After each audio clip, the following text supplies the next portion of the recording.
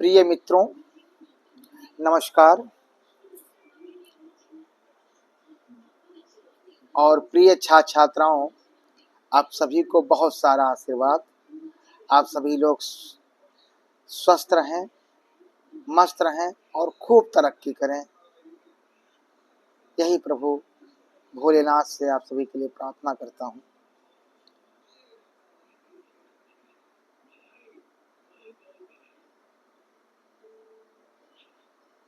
विद्यार्थियों, जैसा कि इधर पृथ्वी की उत्पत्ति से संबंधित सिद्धांत चल रहा था, पृथ्वी या सौरमंडल से उत्पत्ति के बारे में सिद्धांत चल रहा था। तो एक तारक परिकल्पना के अंतर्गत कई परिकल्पनाओं को, जैसे बफन, लाप्लास, रोशे, लाप्लास की निहारिका, कांट, इमैनुअल कांट की परिकल्पना, वायव्य परिकल्पना, इन सभी परिकल्पनाओं के बारे में आप सभी को अवगत कराया गया था। लेकिन प्रिय विद्यार्थियों, आज जो विषय है वो है द्वैतारक या द्वैतवादी परिकल्पनाएं या द्वैतवादी परिकल्पनाएं। सबसे पहले विद्यार्थियों ये जान लें कि द्वैतवादी परिकल्पना है क्या। द्वैतवादी परिकल्पना आखिर है क्या? ये द्वैतवादी परिकल्पना क्या चीज है? द्वैतवादी परिकल्पना में यह माना गया है कि ग्रहों की रचना, विद्यार्थियों बहुत ध्यान से सुने इस बात को, द्वैतवादी परिकल्पना में यह माना गया है कि ग्रहों की रचना जो है एक से अधिक तारों से हुई है।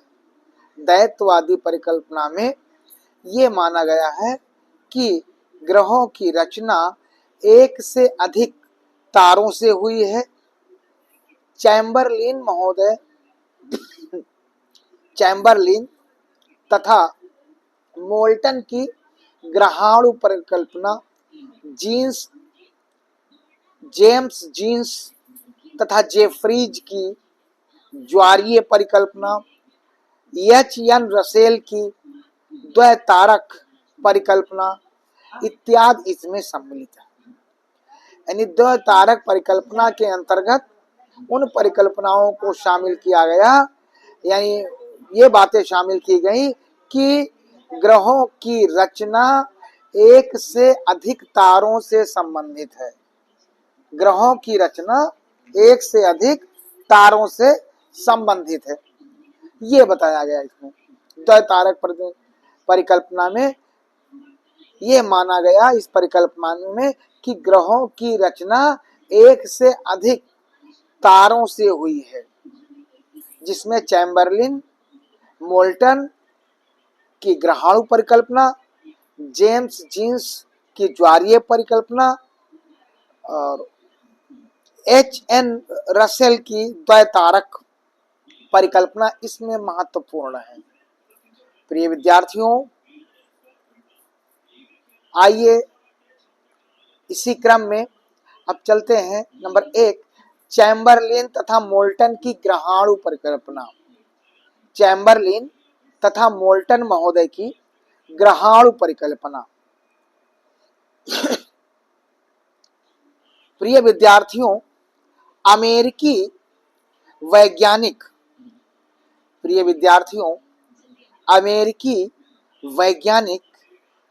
टी.सी.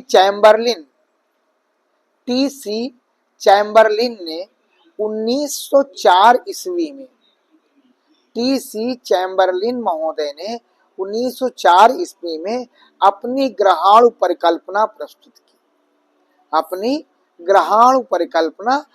की। उन्होंने उससे पूर्व की लाप्लास महोदय की निहारिका परिकल्पना संबंधी दोषों को दूर किया।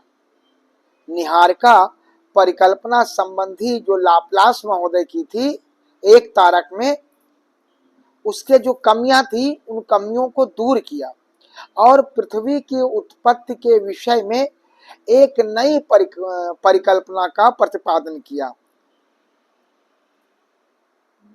चैम्बरलिन महोदय के अनुसार ब्रह्मांड में घूमता हुआ एक विशालकाय तारा, चैम्बरलिन महोदय के अनुसार ब्रह्मांड में एक विशालकाय तारा घूमता हुआ सूर्य के काफी निकट से गुजरा। वो तारा घूमता हुआ फिर सूर्य के काफी निकट से गुजरा, जिसकी आकर्षण शक्ति से सूर्य के असंख्य छोटे छोटे जिसकी आकर्षण शक्ति से सूर्य के असंख्य छोटे छोटे कण एक ज्वाला के रूप में अलग हो गए। कण एक ज्वाला के रूप में अलग हो गए। इन्हीं छोटे छोटे कणों से चैम्बरलिन ने ग्रहाणु कहा।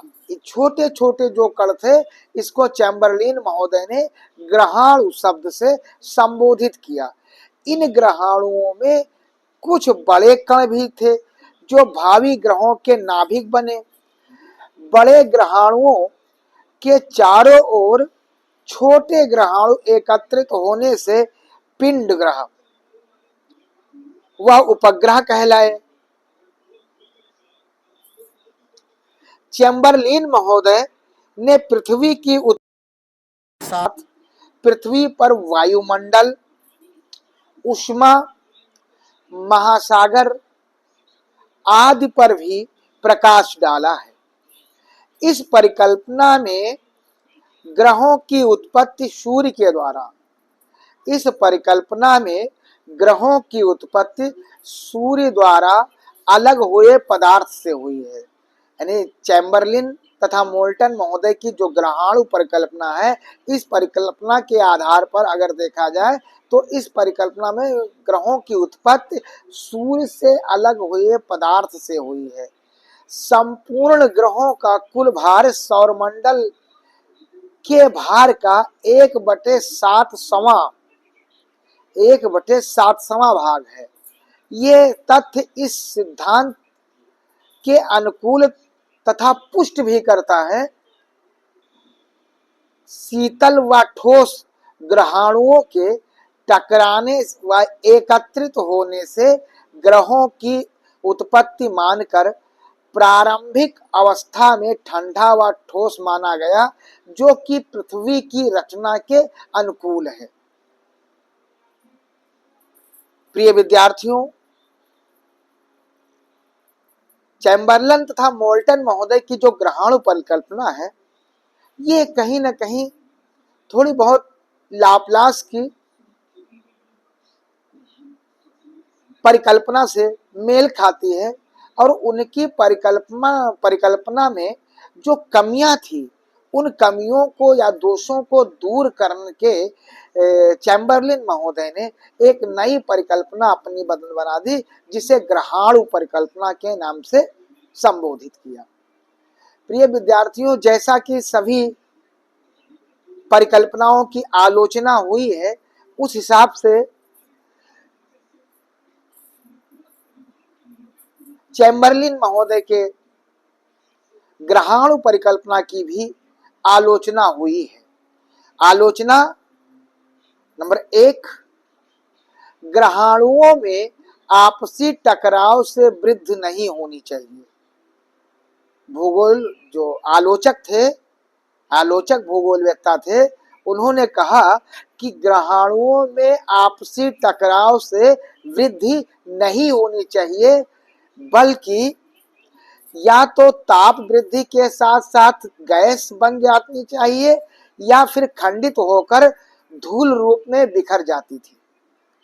दूसरा, जेफ्रे ने इस परिकल्पना को नितांत त्रुटिपूर्ण बताते हुए जेफ्रे महोदय ने इस परिकल्पना को त्रुटिपूर्ण बताते हुए कहा कि थोड़ी मात्रा में सूर्य से निकला हुआ ज्वारीय पदार्थ गैस तथा वाष्प में घनीभूत होकर ग्रहाणु तथा अंत में जाकर इतने बड़े ग्रह कैसे बन गए? ये जेफ्रे महोदय ने आलोचना में कहा। तीसरा, सूर्य से अधिक द्रव्यमान होते हुए भी, सूर्य से अधिक द्रव्यमान होते हुए भी कोणीय संवेग, अधिक द्रव्यमान होते हुए भी कोणीय संवेग बहुत कम है। ग्रहों में इतना अधिक कोणीय संवेग कहां से आया, जबकि सूर्य के द्वारा निकला पदार्थ ही ग्रहों के निर्माण में काम आया। नंबर 4, आलोचना नंबर 4, परस्पर टकराहट द्वारा उत्पन्न ग्रहों का परिक्रमा पथ वृत्ताकार न होकर लंबा अथवा अंडाकार होना चाहिए था।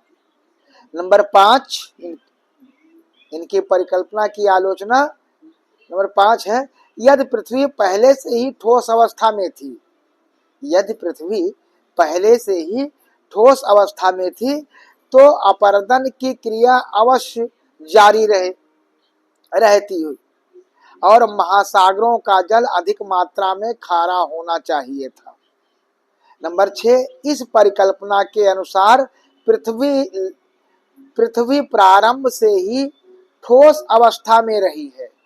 इस परिकल्पना के अनुसार पृथ्वी जो है प्रारंभ से ठोस अवस्था में रही है, किंतु आधुनिक वैज्ञानिक तथ्यों के अनुसार अगर देखा जाए, किंतु आधुनिक और वैज्ञानिक तथ्यों के अनुसार अगर इस परिकल्पना को देखा जाए तो पृथ्वी प्रारंभ में तरल अवस्था में थी। नंबर 7, जेफ्रे महोदय ने इस सिद्धांत की आलोचना करते हुए कहा कि ग्रहों के नाभिक बहुत भीतर तक दबे हुए थे। ग्रहों के नाभिक जो है बहुत भीतर तक दबे हुए थे, अतः उनसे वायुमंडल की उत्पत्ति भी भ्रामक। ये तो पहली दैतारकवादी परिकल्पना, दैतवादी परिकल्पना की पहली परिकल्पना थी, चैम्बरलिन तथा मोल्टन महोदय की ग्रहाणु परिकल्पना। अब इसी क्रम में दूसरी परिकल्पना आती है जेम्स और जीन्स और जेफ्रे महोदय की ज्वारीय परिकल्पना, जीन्स और जेफ्रे की ज्वारीय परिकल्पना। प्रिय विद्यार्थियों, थोड़ा गंभीरता से इस चीज को सुने, क्योंकि ये फिजिकल ज्योग्राफी है। फिजिकल ज्योग्राफी में क्लिष्ट शब्दों का समावेश होता है, क्योंकि इसमें परिकल्पनाओं में शब्दों का घोलमेल हो नहीं सकता है, दूसरे शब्दों की उपयोगिता वहाँ हो नहीं सकती है, उनका उपयोग किया नहीं जा सकता है, इसलिए शब्दों में जो है थोड़ा क्लिष्टता है, तो थोड़ा गंभीरता के साथ सुने, जरूर याद होगा। तो जेम्स जीन्स की ज्वारीय परिकल्पना। प्रिय विद्यार्थियों, ब्रिटिश विद्वान जेम्स जीन्स ने 1919 में ब्रिटिश विद्वान या भूगोलवेत्ता जेम्स जीन्स ने 1919 में पृथ्वी की उत्पत्ति के संबंध में 1919 में जेम्स महोदय ने 1919 में पृथ्वी की उत्पत्ति के संबंध में ज्वारीय परिकल्पना प्रस्तुत की, ज्वारीय परिकल्पना प्रस्तुत की। आगे चलकर 1928 में जेफ्रे नामक विद्वान ने भी, आगे चलकर 1928 में जेफ्रे नामक विद्वान ने इसमें कुछ संशोधन किया। इस सिद्धांत के अनुसार एक बहुत बड़ा तारा, इस सिद्धांत के अनुसार एक बहुत बड़ा तारा सूर्य से भी बड़ा तारा था। वो ऐसा माना जा रहा है कि आकृति में वो तारा सूर्य से भी बड़ा था, सूर्य के समीप होकर गुजरा। सूर्य से उस समय गैस का एक विशाल तप्त पिंड था। सूर्य उस समय गैस का एक विशाल तप्त पिंड था। इस तारे की आकर्षण शक्ति के कारण, इस तारे की आकर्षण शक्ति के कारण सूर्य में ज्वार उठा। तारा जैसे जैसे अपनी गति, तारा जैसे जैसे अपनी गति चाल के अनुसार सूर्य के पास आता रहा, तो सूर्य से वैसे वैसे ज्वार भी अधिक ऊपर उठने लगा। ये तारा जो सूर्य आकृति में सूर्य से भी बड़ा था, वो सूर्य के तरफ जैसे जैसे आता गया, सूर्य से ज्वार भी अधिक ऊपर उठने लगा। तारे के बहुत अधिक निकट आने पर, विद्यार्थियों ध्यान दें, तारे के बहुत निकट आने पर उभरा हुआ ज्वारीय भाग जो था, उभरा हुआ ज्वारीय भाग जो उसमें था,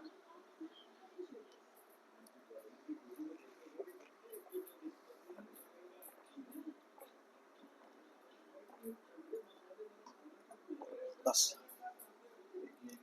उभरा हुआ ज्वारीय भाग जो था उससे पृथक हो गया।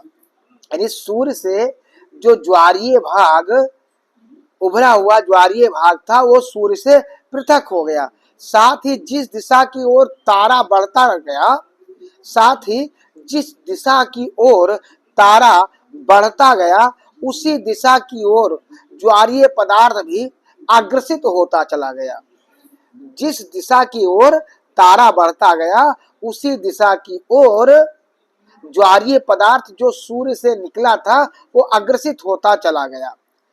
तारे के सूर्य से काफी दूर जाने पर उसकी आकर्षण शक्ति जो थी वो कम होती चली गई।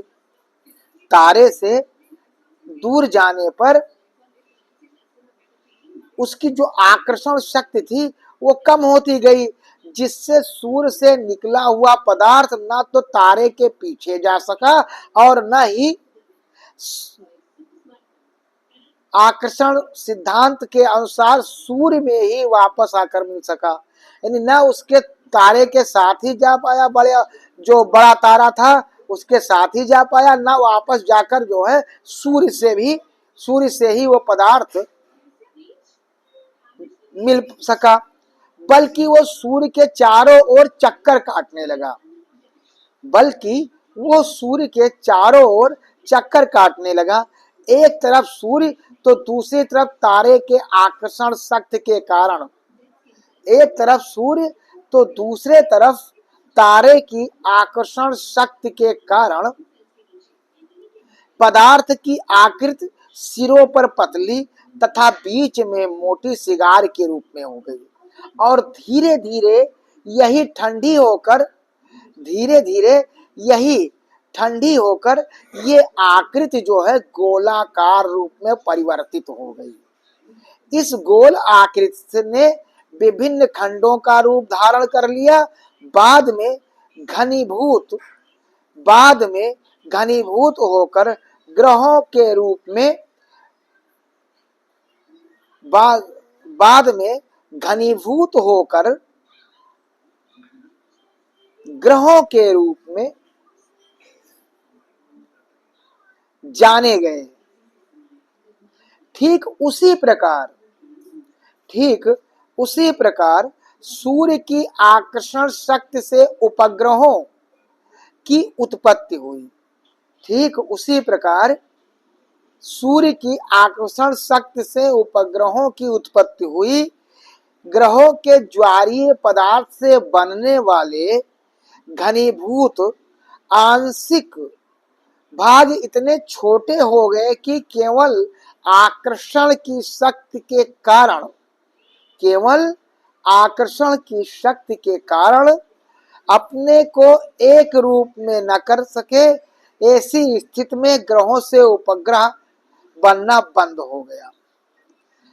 प्रिय विद्यार्थियों, जीन्स और जेफ्रे की ज्वारीय परिकल्पना अन्य परिकल्पनाओं की अपेक्षा अधिक मान्य रही। जीन्स और ज्वारीय की परिकल्पना, ब्रिटिश विद्वान जीन्स और जेफ्रे महोदय की ज्वारीय परिकल्पना अन्य परिकल्पनाओं के हिसाब से ये ज्यादा माननीय रही। इसके अनेक कारण थे। यदि सौरमंडल ग्रहों को एक रेखा में व्यवस्थित किया जाए, यदि सौरमंडल के ग्रहों को एक रेखा में व्यवस्थित किया जाए तो उसके द्वारा बनने वाली आकृति मध्य में मोटी और किनारों पर दोनों तरफ सकरी होगी। ये सिगारनुमा आकृति की पुष्टि करती है। जिन ग्रहों के अनेक उपग्रह हैं, विद्यार्थियों ध्यान दें, जिन ग्रहों के अनेक उपग्रह हैं वे भी इसी प्रकार व्यवस्थित हैं। सभी ग्रहों को अपनी कक्षा में सूर्य की ओर झुकाव सूर्य की आकर्षण शक्ति के प्रभाव को दर्शाता है। विद्यार्थियों, जैसे सभी भूगोलवेत्ताओं के सिद्धांत या परिकल्पनाओं की आलोचना हुई है, उसी हिसाब से अगर देखा जाए तो ब्रिटिश भूगोलवेत्ता जेम्स जीन्स महोदय की जो ज्वारीय परिकल्पना थी, इस सिद्धांत की भी आलोचना हुई है। जो आलोचना के जो कारक बताए गए थे वे निम्न प्रकार के कारकों को समाहित किया गया इसमें। नंबर 1, कुछ वैज्ञानिकों के अनुसार सूर्य के अलग हुए कुछ वैज्ञानिकों के अनुसार सूर्य से अलग हुए उष्ण गैसीय भाग सूर्य से अलग हुए उष्ण गैसीय भाग की उत्पत्ति हुई है। तो गैसीय भाग शीतल होकर ग्रह बनना स्वाभाविक नहीं है, बल्कि इतना गर्म पदार्थ तो अंतरिक्ष में मिल जाना चाहिए था। इतना गर्म पदार्थ ग्रह न शीतल होकर नहीं बन सकता है, बल्कि अंतरिक्ष में वो मिल जाना चाहिए। तो पहली जो है आलोचना इस आधार पर हुई। दूसरी आलोचना बताया रसेल महोदय ने कहा, रसेल महोदय ने इनके ब्रिटिश भूगोलवेत्ता जेम्स जीन्स की ज्वारीय परिकल्पना में कहा कि ये इस परिकल्पना से सौरमंडल की उत्पत्ति हुई है, इसका आकाश में फैलाव इतना नहीं हो सकता है, आकाश में फैलाव इसका नहीं हो सकता है। तीसरा, भूगोलवेत्ता पारिस्की महोदय ने गणितीय आकलन के आधार पर निष्कर्ष निकाला। पारिस्की महोदय ने गणितीय आधार पर निष्कर्ष निकाला कि सूर्य एवं ग्रहों के मध्य की इतनी अधिक दूरियां औचित्य नहीं है। 4, सूर्य से उत्पन्न करने वाला तारा फिर कहाँ चला गया? सूर्य से उत्पन्न करने वाला जो ग्रहों की उत्पत्ति की वो तारा जो सूर्य आकार में सूर्य से भी बड़ा था, आखिर वो तारा कहाँ चला गया? परिभ्रमण करते हुए पुनः सूर्य के निकट दोबारा क्यों नहीं गया अगर वो चक्कर लगा रहा था तो? अगला, ग्रहों की कोणीय संवेग का अधिक होना इस बात द्वारा स्पष्ट नहीं हुआ। ग्रहों की कोणीय संवेग का अधिक होना इस बात का परिकल्पना द्वारा स्पष्ट नहीं हुआ है। 6, अंतरिक्ष में तारों की आपसी दूरियां इतनी अधिक हैं, अंतरिक्ष में तारों की आपसी दूरियां इतनी अधिक है कि तारे एक दूसरे के पास आ ही नहीं सकते हैं। तो इन 6 आधारों पर ब्रिटिश भूगोलवेत्ता जेम्स जीन्स महोदय की जो इन्होंने ज्वारीय परिकल्पना दी, उस सिद्धांत की आलोचना हुई। तो प्रिय विद्यार्थियों, दैत्यवादी परिकल्पना में ये 2 सिद्धांत हुए।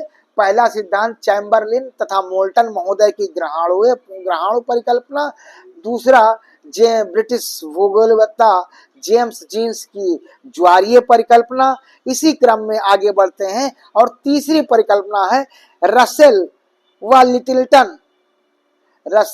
व लिटिलटन की दैतारिक परिकल्पना। रसेल तथा लिटिलटन की द्वैतारिक परिकल्पना। प्रिय विद्यार्थियों, रसेल तथा लिटिलटन महोदय ने 1937 में रसेल तथा लिटिलटन महोदय ने 1937 में पृथ्वी की उत्पत्ति के संबंध में एक द्वैतारक या द्वैतवादी परिकल्पना या युग्म तारक परिकल्पना प्रस्तुत की। इनके अनुसार प्रारंभ में सूर्य तथा एक अन्य तारा समान केंद्रों के चारों ओर चक्कर लगा रहे थे। समान केंद्रों के चारों ओर चक्कर लगा रहे थे। उसी समय एक तीसरा तारा, ध्यान दीजिए विद्यार्थियों, उसी समय एक तीसरा तारा, विशाल तारा, जो सूर्य तथा साथी तारे के पास आने लगा। सूर्य तथा उसके साथी जो बड़ा तारा था उसके पास आने लगा। इस तारे की आकर्षण शक्ति से सूर्य के साथी तारे से ज्वार की तरंगे उठने लगी। ज्वार की तरंगे उठने लगी। एक सूर्य था, एक और तारा था, दोनों चक्कर लगा रहे थे, घूम रहे थे, और तीसरा तारा आ गया। उसकी आकर्षण शक्ति के से इसमें ज्वार उत्पन्न होने लगा, तरंगे निकलने लगी, और बहुत सा पदार्थ और तारे अलग हो गए। कालांतर में, या कह सकते हैं बाद में, इस निकले हुए ज्वारीय पदार्थ से ग्रह बने। प्रारंभ में बने हुए ग्रह सूर्य के पास घूमने लगे तथा बाद में स्वयं पारंपरिक आकर्षण के कारण ज्वार उत्पन्न हुआ तथा इस ज्वार में उपग्रहों की रचना हुई। रसेल महोदय का कहना है कि उस विशाल तारे का सूर्य पर कोई प्रभाव नहीं पड़ा, क्योंकि यह सूर्य से बहुत दूर था। विद्यार्थियों, यह परिकल्पना पूर्ववर्ती परिकल्पनाओं के अनेक दोषों से मुक्त थी। यह परिकल्पना जो है, इससे पहले की परिकल्पनाओं में जितने दोष थे, जितनी कमियां थी, उससे यह मुक्त थी। अंतरिक्ष के 80% तारे युग्म तारों या समूह में पाए जाते हैं, अतः युग्म तारे के विचार आश्चर्यजनक नहीं है। यहाँ पर ग्रहों के अधिक कोणीय संवेग के कारण साथी तारों से अधिक उत्पत्ति स्पष्ट होता है। ग्रहों के मध्य अत्यधिक दूरियां होना भी इससे सिद्ध होता है। प्रिय विद्यार्थियों, जैसे अन्य सभी सिद्धांतों परिकल्पनाओं की आलोचना हुई, उसी तरह इस सिद्धांत की भी आलोचना हुई। आलोचना को आप सभी लोग ध्यान से सुने। आलोचना क्या हुई? नंबर 1, सूर्य के साथी तारे से ज्वारीय पदार्थ निकला, उससे तो ग्रह उपग्रह बने, लेकिन शेष भाग का कोई उल्लेख नहीं है। शेष भाग का कोई उल्लेख नहीं है। दूसरा, विशालकाय तारा बाद में कहाँ चला गया? यानी जो तीसरा तारा वहां सूर्य और तारे के पास आया, वो तारा बाद में कहाँ चला गया?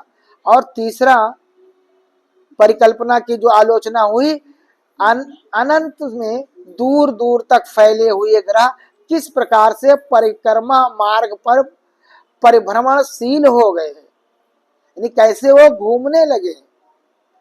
तो ये इनके सिद्धांत की आलोचना थी।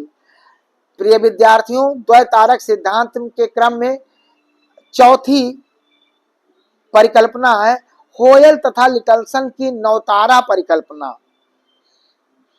होयल तथा लिटलसन की नवतारा या सुपरनोवा परिकल्पना।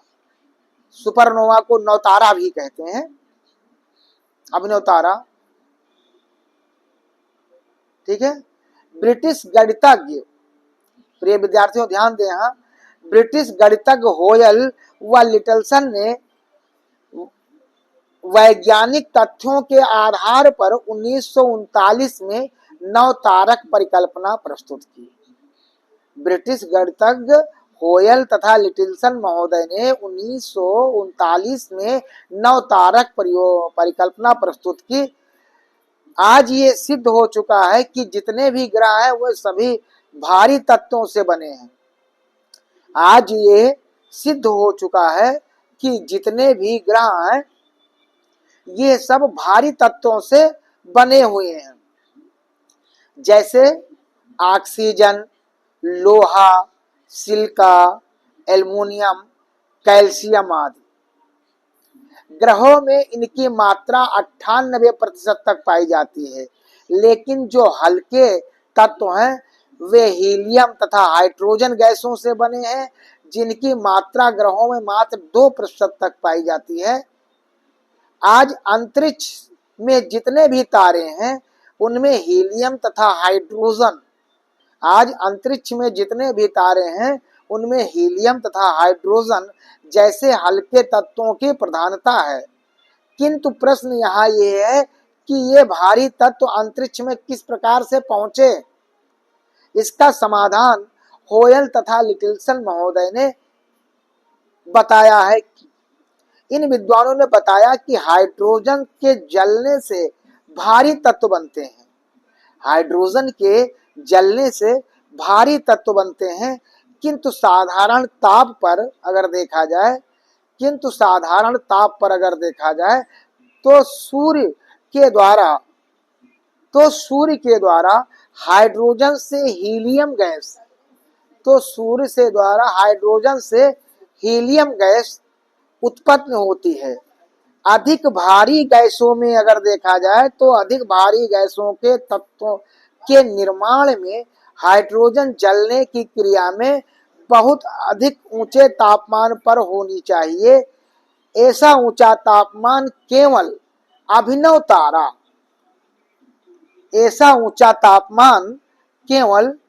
अभिनव तारा सुपरनोवा में ही पाया जाता है। इस तरह से अंतरिक्ष में 15-20 अभिनव तारे प्रतिवर्ष बनते हैं। इस तरह से अगर देखा जाए तो अंतरिक्ष में 15-20 अभिनव तारे जो है प्रतिवर्ष बनते हैं। जब कोई तारा अभिनव तारा बन जाता है तो उसका प्रकाश पहले से लाखों गुना बढ़ जाता है, तो उसका प्रकाश जो होता है वो पहले के अपेक्षा लाखों गुना बढ़ जाता है। वह सूर्य की अपेक्षा लगभग 1 अरब गुना प्रकाश उत्पन्न करता है। ये तारा जो होता है ये 200-300 वर्ष बाद कभी दिखाई देता है। कुछ प्रज्वलित निहारिकाओं की उत्पत्ति भी इसी प्रकार हुई है। क्राब निहारिका से 1200 यानी 1200 किलोमीटर प्रति सेकंड की गति से पदार्थ बाहर की ओर फैलते देखा गया है। इस निहारिका में एक अभिनव तारा जो अपने व्यास से पृथ्वी से दुगना है, ये अपने प्रकाश से सूर्य से 30,000 गुना अधिक है। इसकी सतह पर 5,000 डिग्री सेंटीग्रेड तापमान पाया जाता है। होयल और लिटिलसन महोदय के अनुसार अंतरिक्ष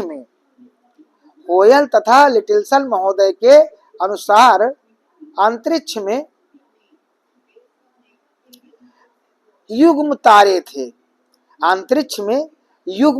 थे, जिनमें से एक सूर्य तथा दूसरा अभिनव तारा था। दोनों के मध्य सूर्य से बृहस्पति जितनी दूरी थी। आणविक प्रतिक्रिया के कारण अभिनव तारों में भारी विस्फोट होता है।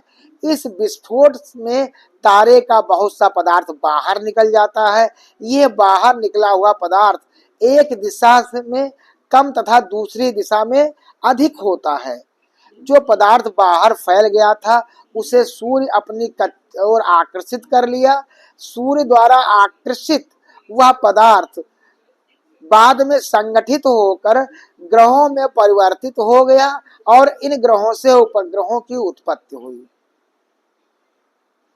प्रिय विद्यार्थियों, नवतारा परिकल्पना में ग्रहों का भारी तत्वों का बना होना तथा उनसे सूर्य की अपेक्षा कोणीय संवेग की अधिकता जैसी समस्याओं को हल किया गया है। आज भी अंतरिक्ष में अनेक नवतारा पाए जाते हैं जिनमें हल्के व भारी तत्व पाए जाते हैं। जिस प्रतिशत में ग्रहों के तत्वों की मात्रा बताई गई है वो आज भी लगभग सही है। प्रिय विद्यार्थियों, जैसा सभी लोगों के सिद्धांतों की आलोचना हुई, उसी तरह इस सिद्धांत की होयर और लिटलसन के सिद्धांत की भी आलोचना हुई। इस आलोचना में इस परिकल्पना में सौर मंडल की उत्पत्ति संबंधी अनेक प्रश्न अनुत्तरित रह गए। अधिकांश आलोचक इनके साक्ष्यों को काल्पनिक भी मानते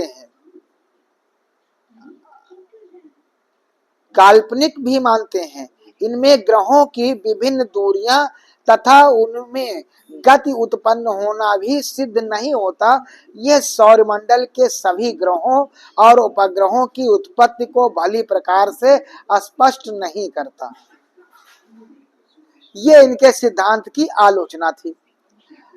प्रिय विद्यार्थियों, इसी क्रम में द्वैतवादी परिकल्पना में ऑटो स्मिथ की परिकल्पना है। ऑटो स्मिथ की परिकल्पना है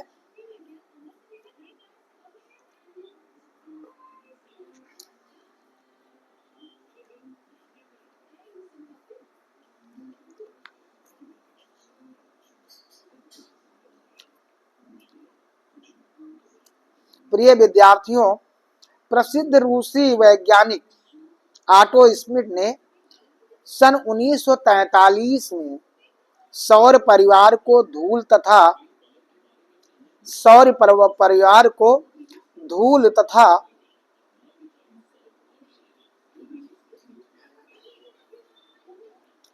गैस के कणों से उत्पन्न बताया। यानी प्रसिद्ध रूसी वैज्ञानिक ऑटो स्मिथ महोदय ने सन 1943 में सौर परिवार को धूल तथा गैस के कणों से उत्पन्न बताया। अंतरिक्ष में गैस व धूल के बारीक कण फैले हुए हैं। अंतरिक्ष में गैस व धूल के बारीक कण फैले हुए हैं।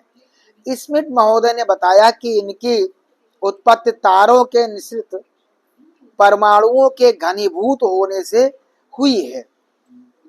इस आधार पर उनकी परिकल्पना को अंतरतारक धूल परिकल्पना कहा गया। इनकी परिकल्पना को अंतरतारक धूल परिकल्पना कहा गया। ऑटो स्मिथ महोदय के अनुसार ब्रह्मांड में सूर्य पहले से ही स्थित था। ऑटो स्मिथ महोदय के अनुसार ब्रह्मांड में सूर्य पहले से ही स्थित था। सूर्य ने धूल तथा गैस के बादल को अपनी ओर आकर्षित किया। ये बादल कोहरे के रूप में सूर्य के चारों ओर छा गया। बाद में सूर्य के चारों ओर चक्कर लगाने लगा ये बादल। प्रारंभ में यही धूल तथा गैस कण अव्यवस्थित रूप में सूर्य के चारों ओर चक्कर लगाने लगे, जो अपनी गति, चाल और मार्ग से भिन्न थे। इस धूल तथा गैस के बादल में धूल कण अधिक भारी था, इसलिए वे गैस कणों की अपेक्षा कम अव्यवस्थित थे। भारी होने के कारण वे केंद्र तल पर एकत्रित हो गए और बड़ी तस्तरी का रूप ग्रहण कर लिया।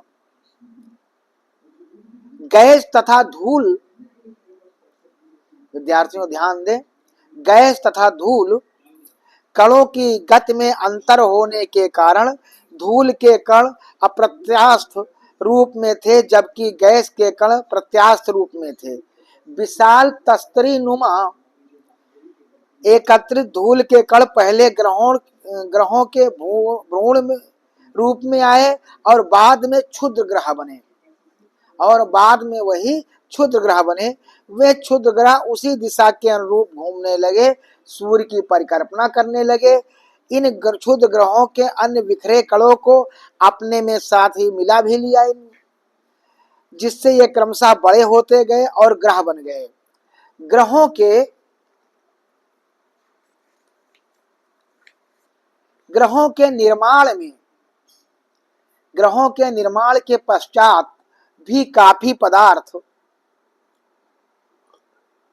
अपरिपक्व अवस्था में, ग्रहों के निर्माण के पश्चात काफी पदार्थ अपरिपक्व अवस्था में शेष था। ग्रहों के समीप होने के कारण ये पदार्थ उनकी परिक्रमा लगाने लगा। कालांतर में उसके घनीभूत होने से उपग्रहों की रचना हो गई।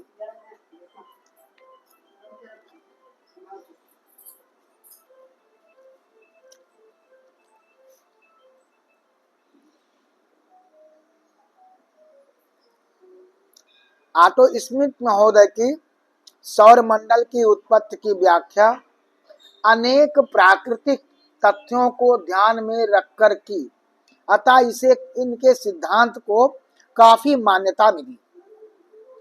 इनके कोणीय संवेग के वितरण में, आटो स्मिथ महोदय के कोणीय संवेग के वितरण में असमानता को स्पष्ट करते हुए ग्रहों व सूर्य की रासायनिक रचना की भिन्नता, ग्रहों और सूर्य की रचना की भिन्नता को उत्तरदायी बतलाया गया। ग्रहों व उपग्रहों का निर्माण सूर्य से न होकर गैस व धूल के बादल से माना। सूर्य के निकट भारी बादल या ग्रह स्थित है तथा दूर हल्के पदार्थ से निर्मित ग्रह स्थित है। आटो स्मिथ महोदय ने बताया कि जब गैस व धूल के कण तस्तरी के रूप में सूर्य के चारों ओर संगठित हो गए तो सूर्य की किरणें उन्हें भेद कर अधिक दूर तक नहीं जा सकती थी। अतः तस्तरी के भीतरी भाग की ओर उष्णता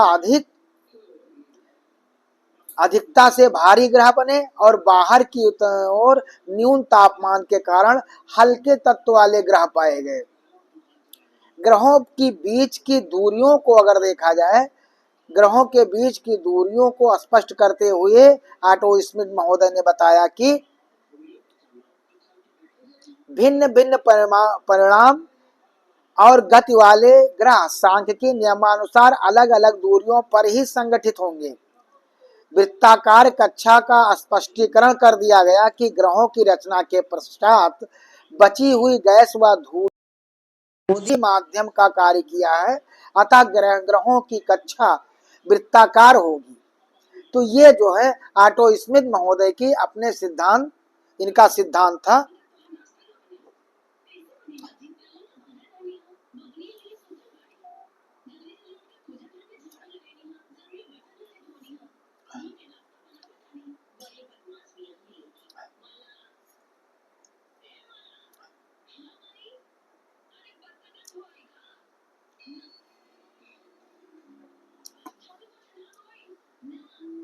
जैसे सभी विद्वानों के सिद्धांतों या परिकल्पनाओं की आलोचना हुई है, तो आटो स्मिथ महोदय के सिद्धांत की या परिकल्पना की आलोचना हुई है, जो इस प्रकार से कह सकते हैं कि वैसे तो पृथ्वी की उत्पत्ति संबंधी नवीन परिकल्पनाओं में आटो स्मिथ का विचार सर्वप्रिय रहा है।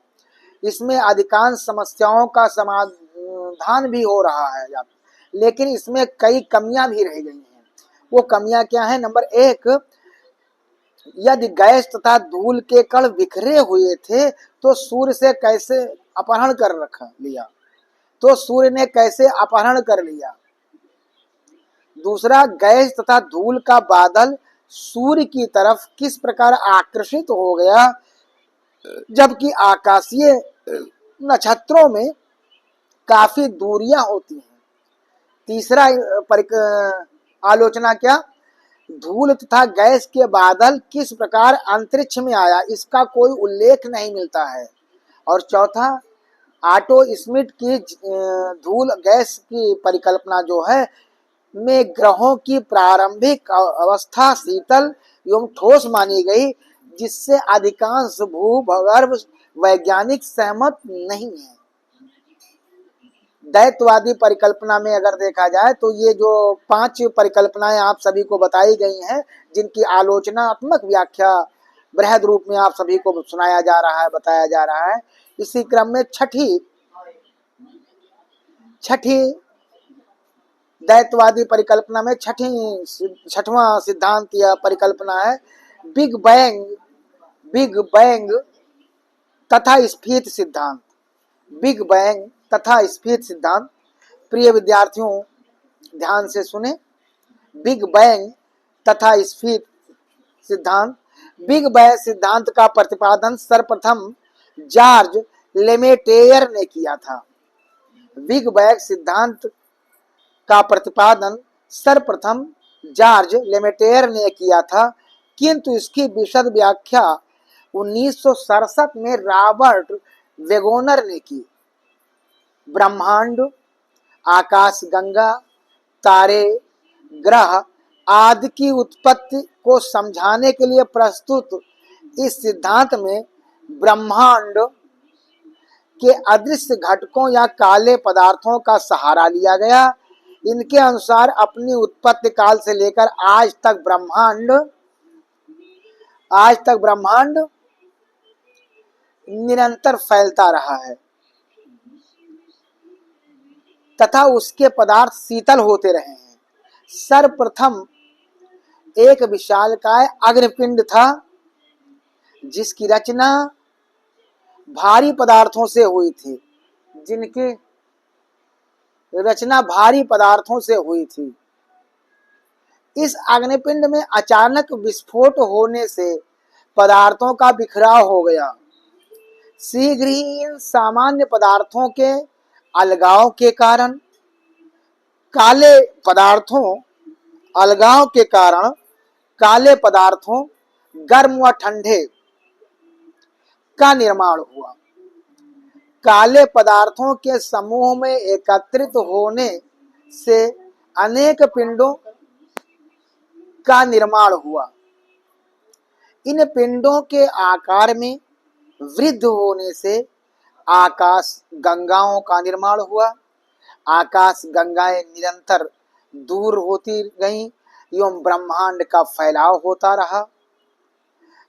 कालांतर में आकाश गंगाओं में भी भारी विस्फोट हुआ, जिससे निकले पदार्थों के समूहन से असंख्य तारों का निर्माण हुआ।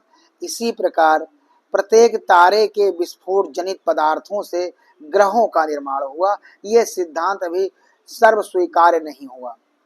1980 में अमेरिकी वैज्ञानिक अलन गुथ ने स्फीत सिद्धांत प्रस्तुत किया। 1980 में अमेरिकी वैज्ञानिक अलन गुथ ने स्फीत सिद्धांत का प्रस्तुत किया।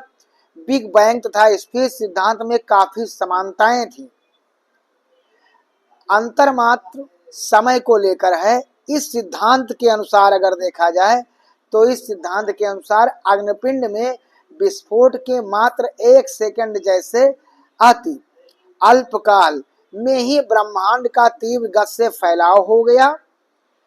पिंडों के विस्फोटन और काले पदार्थों के समूहन से आकाश गंगा, तारे व उपग्रहों की रचना हुई, किंतु यह सिद्धांत भी सर्वग्राह्य नहीं हो सका। वैज्ञानिक प्रगति के साथ साथ मानव के ब्रह्मांड विषय ज्ञान में निरंतर वृद्धि हो रही है। अनेक नए नए तथ्य मिल रहे हैं।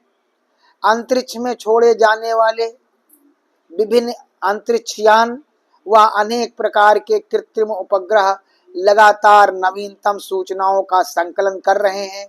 अतः निकट भविष्य में पृथ्वी की उत्पत्ति विषयक पर अनेक गूढ़ व अनुत्तरित प्रश्नों का हल मिलने की संभावना है। प्रिय विद्यार्थियों, ये दैतवादी सिद्धांत में इन 6 सिद्धांतों को आप सभी को बताया गया। पहला, चैम्बरलिन तथा मोल्टर की ग्रहाणु परिकल्पना। दूसरा, जीन्स तथा जेफ्रे महोदय की ज्वारीय परिकल्पना। तीसरा, रसेल तथा लिटलसन की दैतारिक परिकल्पना। चौथा, होयल तथा लिटलसन की नवतारा परिकल्पना। पांचवा, ऑटो स्मिथ की गैस धूल की परिकल्पना। छठा, बिग बैंग तथा स्फीत का सिद्धांत। ये सिद्धांत जो है दैत्यवादी सिद्धांत, ये सिद्धांत जो है दैत्यवादी सिद्धांत के अंतर्गत ये सिद्धांत आते हैं, जिसमें पृथ्वी की उत्पत्ति और सौर मंडल या सौर परिवार या सोलर सिस्टम की उत्पत्ति के बारे में कहा गया है। लेकिन वर्तमान समय में भूगोल के ज्ञान के विकास, मानव का ज्ञान का विकास, साथ ही साथ विज्ञान के विकास ने हमें और नई नई नूतन चीजें हमारे सामने लाकर खड़ा कर दिया है, जो विभिन्न प्रकार के ग्रह उपग्रहों के द्वारा, अंतरिक्ष में भेजे गए सैटेलाइट के द्वारा विभिन्न प्रकार की जानकारियां हम सभी को प्राप्त हो रही हैं, हम सभी को प्राप्त हो रही हैं। नित नई नई जानकारियां इससे मिल रही हैं। जो कृत्रिम प्रकार के उपग्रह छोड़े गए हैं अंतरिक्ष में, उनके माध्यम से हम लोगों को जानकारियां प्राप्त हो गई हैं। ज्यों-ज्यों मानव के ज्ञान का प्रसार होता है, विज्ञान ज्ञान का प्रसार होता गया, त्यों-त्यों हम लोग नई नई चीजों को हमारे सामने विशेषीकरण के रूप में हमारे सामने आता गया, और हम सभी लोग मुख्य शाखाओं के साथ प्रमुख शाखाओं के साथ उप शाखाओं के रूप में लगातार उनका अध्ययन करते चले आ रहे हैं। प्रिय विद्यार्थियों, उम्मीद है कि इस वीडियो के माध्यम से आप सभी को पृथ्वी की और सौर परिवार या सौर मंडल की उत्पत्ति के बारे में जो 6 प्रकार की दैत्यवादी सिद्धांत बताए गए हैं, इन सिद्धांतों के माध्यम से आपको पृथ्वी की उत्पत्ति या सौरमंडल के उत्पत्ति के बारे में जानकारी प्राप्त होगी। हालांकि भौतिक भूगोल है, यहाँ शब्दों को क्लिष्टता होती है, परिकल्पनाओं में दूसरे शब्द शामिल नहीं हो सकते हैं, तो भौतिक भूगोल है, थोड़ी बहुत क्लिष्टता तो है ही है।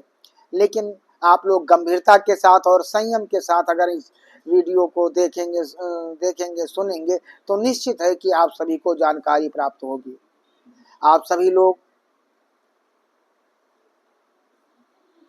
स्वस्थ रहें, मस्त रहें, पढ़ाई में संलग्न रहें, खूब तरक्की करें, यही हमारा आशीर्वाद है। बहुत बहुत धन्यवाद, बहुत बहुत शुभकामनाएं आप सभी को।